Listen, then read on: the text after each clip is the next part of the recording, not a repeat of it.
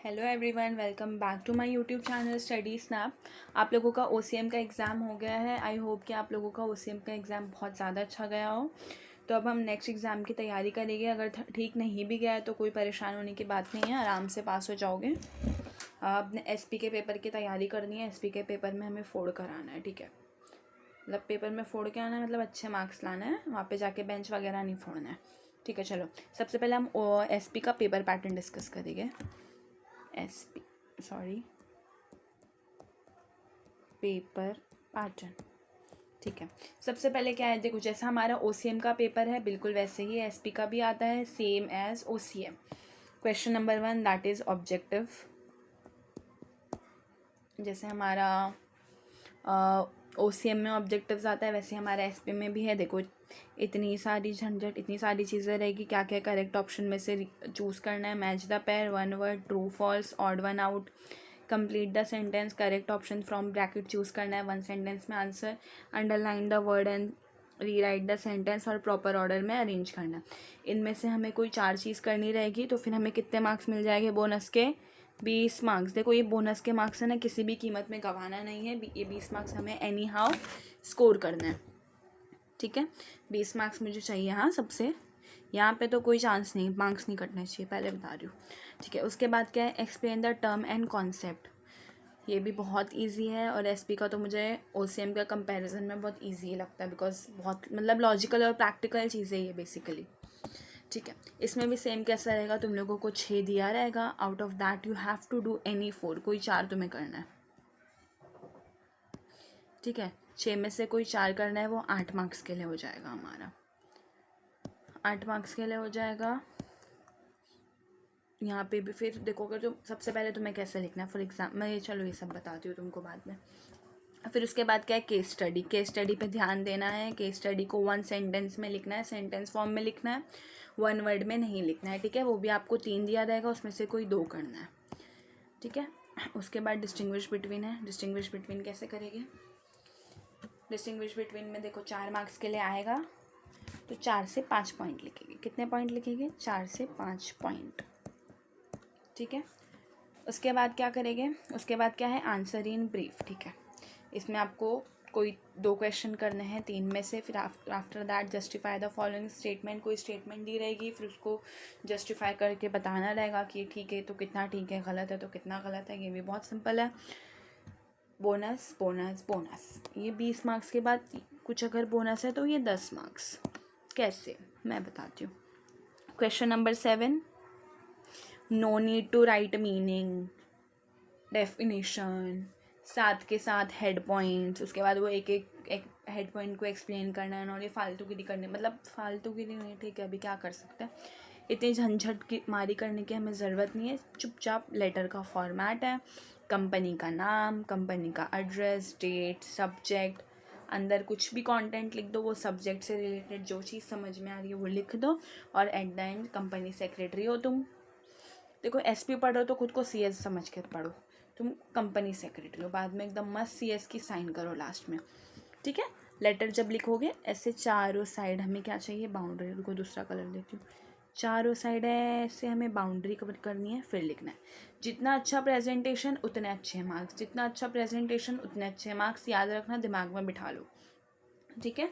उसके बाद आराम से देखो, प्रेजेंटेशन अच्छा दे दिया, फॉर्मेटिंग अच्छे से कर दी, कंपनी का नाम, एड्रेस, डिटेल, सब्जेक्ट। सब्जेक्ट क्या लिखोगे?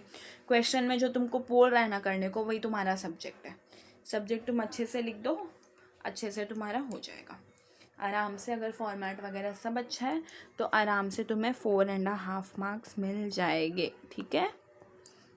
एग्जामिनर का मूड अच्छा है तो 5 में से 5 में मिल जाएगा। और फिर वही तुम्हारा सबसे फेवरेट वाला हिस्सा आ जाता है, लॉन्ग आंसर, मीनिंग, डेफिनेशन।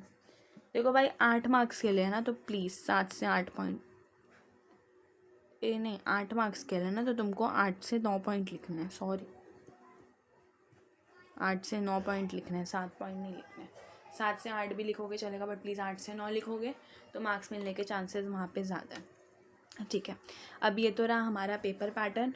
अभी हमें अप्रोच किस तरह करना है पेपर में, हाउ टू अप्रोच नहीं, सॉरी, स्टडी कैसे करनी है, इसके लिए पढ़ना कैसे। मैं बताती हूँ, चलो ध्यान दो। सॉरी, आज क्या है? 15 फरवरी। ख़त्म हो गया आज का दिन। तो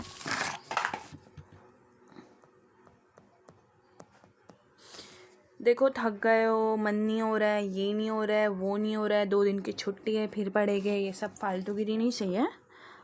आज के दिन तुम्हें क्या करना है? ऑब्जेक्टिव। ज़्यादा हार्ड नहीं दे रही हूँ, सॉरी यार, मेरी राइटिंग बहुत अच्छी है बट इसमें ना जम नहीं रहा है लिखना मुझे। ठीक है, आज के दिन तुम क्या करोगे? ऑब्जेक्टिव्स करोगे। ऑब्जेक्टिव्स करने से कितने मार्क्स मिल जाएंगे हमें? 20 मार्क्स मिल जाएंगे।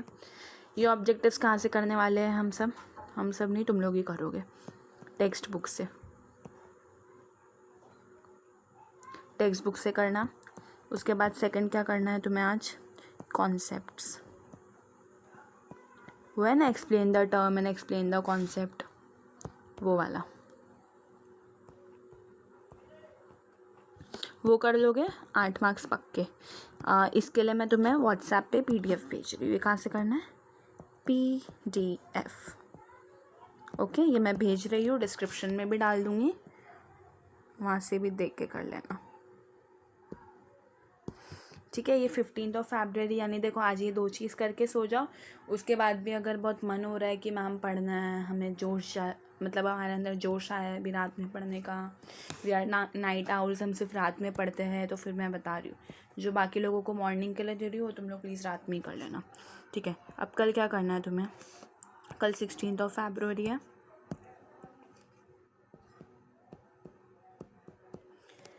कल क्या करो? सुबह सुबह उठ के ना डिस्टिंग्विश उड़ा दो, सारे के सारे, जितने ना इम्पॉर्टेंट वाले, ऑफ कोर्स जितने ना सबको उड़ा दो, और जितने सबको देख लेंगे अपन। ये 12 मार्क्स जेब में, इसका भी मैं तुम लोग को PDF भेजूँगी। ठीक है, ये हो गया। उसके बाद सुबह सुबह फ्रेश माइंड से क्या करोगे? देखो अभी तो सुबह जब भी उठोगे तब का बता रहे हैं, जब भी मतलब ये नहीं है 12 बजे उठ रहे हो, 8 बजे तक तो एटलीस्ट उठ जाना। ठीक है, उसके बाद सेकंड क्या करोगे तुम? Case study. केस स्टडी देखो लिख के करना, इंपॉर्टेंट केस स्टडी का भी मैं PDF भेज दूँगी। केस स्टडी लिख के करना, आराम से तुम्हारे यहाँ पे 6 मार्क्स हो जाएंगे। देखो केस स्टडी के केस में तुम क्या करना? केस स्टडी में सबसे पहले ना तुम क्वेश्चन पढ़ो, पहले केस मत पढ़ो, केस सिनारियो मत पढ़ो, तुम लोग जो 4-5 लाइन का जितना भी है वो मत पढ़ो, सबसे पहले तुम क्वेश्चन पढ़ो। रीड क्वेश्चंस फर्स्ट, उसके बाद रीड केस। ठीक है, इससे क्या होगा? जब तुम क्वेश्चन पढ़ लोगे ना, और फिर उसके बाद जब तुम केस स्टडी पढ़ोगे ना, तो तुम्हारा दिमाग क्वेश्चन के हिसाब से चीज़ें समझने की कोशिश करेगा, क्वेश्चन के हिसाब से चीज़ें आइडेंटिफाई करने की कोशिश करेगा। इसके लिए सबसे पहले तुम लोग क्वेश्चन पढ़ना, उसके बाद ही केस स्टडी करना। और प्लीज़ ये मैं बोल रही हूँ, राइटिंग में करना, ये प्लीज़ लिख लिख के प्रैक्टिस करना। मतलब लिख लिख के प्रैक्टिस करने का मतलब है कम से कम 4 से 5 केस स्टडी लिख के कर लेना इन राइटिंग। तो इससे क्या होगा? तुम्हारा हाथ बैठ जाएगा। ठीक है, अब ये सब कब करने वाले मान लोग आप लोग? ये मॉर्निंग में करोगे।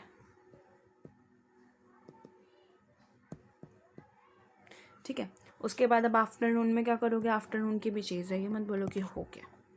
ठीक है, उसके बाद आफ्टरनून में क्या करोगे? सॉरी, हाँ, फिर आफ्टरनून में क्या चीज़ है बच गई? डिस्टिंग्विश हो गया, केस स्टडी हो गया, हाँ, लेटर। ये तो तुम लोग को लिख लिख के ही करना है, ये लिख लिख के करना है। देख के लिखो, बिना देखे लिखो, कैसे भी लिखो, कम से कम 4 से 5 लेटर लिख के करोगे तुम लोग, फॉर्मेट बना के पूरा ऐसा बाउंड्री बना के एकदम अच्छे से खूबसूरत तरीके से। यहाँ पे फिर हमारे 10 मार्क्स साइड में, ये 10 है। हाँ यार,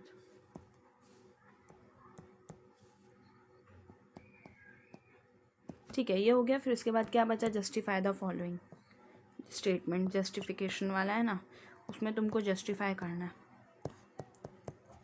वो कर लेना। उसके बाद ये तुम आफ्टरनून में करोगे। कब करोगे? ये वाला है ना, आफ्टरनून में करोगे। ठीक है, फिर उसके बाद क्या करोगे तुम लोग? जो भी तुम्हारा कुछ बच रहा है, अगर बाकी की ऊपर की कोई चीज़ बच गई है या कुछ और लिख के करने का मन हो रहा है तो फिर वो तुम लिख के करोगे, ठीक है। फिर इसके बाद क्या हो गया, 16 तारीख ख़त्म हो गई, 16 तारीख ख़त्म हो गई है। अब 17 तारीख आ गई है, 17 तारीख आ गई है। अब थोड़ा तो ऐसे सुकून आ जाना चाहिए ना, इतना सारा हमने पढ़ लिया है, ठीक है। फिर 17 तारीख को क्या करोगे, 17 तारीख को अच्छे बच्चों की तरह वो आंसर इन ब्रीफ वाला कर लेना।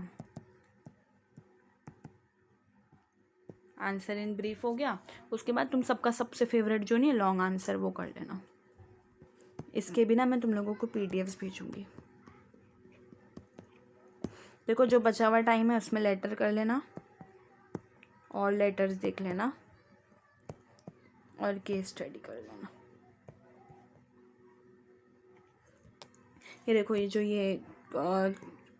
केस, ये आंसर इन ब्रीफ और लॉन्ग आंसर है ना, ये आराम से आफ्टरनून ले लो, प्लस सॉरी आफ्टरनून मत लो, I am sorry, morning plus afternoon दोनों मिला के ये ले लो, ठीक है।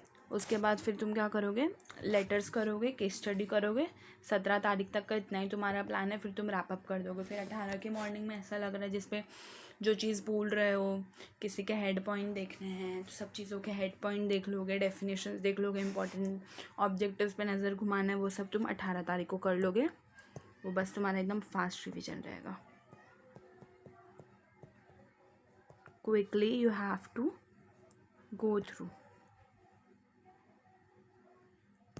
ठीक है। इतना आप लोग कर लेना, और कुछ भी डाउट हो, कोई भी प्रॉब्लम हो तो प्लीज़ मुझे मैसेज कर देना।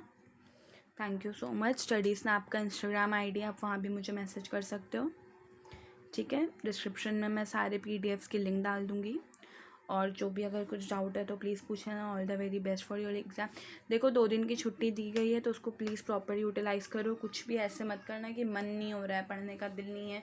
प्लीज़ देखो, बहुत छोटे छोटे टारगेट्स ही, प्लीज़ इसको कंप्लीट कर लेना। ये मत करना कि मन नहीं हो रहा है, पढ़ना नहीं है, और 2 दिन की छुट्टी में लेज़ी मत हो जाना कि 1 दिन पहले करेंगे, नहीं बस हो गया। इससे पहले भी कुछ नहीं करा था उतना खास, बट अभी 2 दिन है ना तो उसमें जान लगा के करनी है, ठीक है। All the very best for your exams. अच्छे से पढ़ाई करो। मैसेज में अगर कोई डाउट है तो चलो बाय।